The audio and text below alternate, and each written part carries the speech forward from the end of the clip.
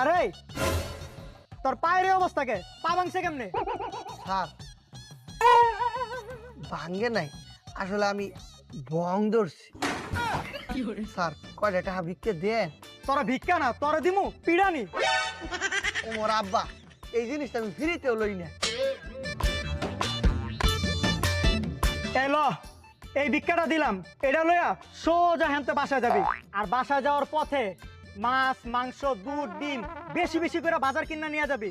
আর শোন, তোর তো এই জামা কাপড়ের অবস্থা ভালো না, তোর লিগা 5টা শার্ট আর 10টা প্যান্ট কিনবি। আর ভালো কথা, বাসায় তো বাপ মা আছেই, বাপের লিগা একটা দামি দেখা পাঞ্জাবি কিনবি। আর মার লিগা সুন্দর দেখে একটা শাড়ি কিনা নিয়ে যাবি।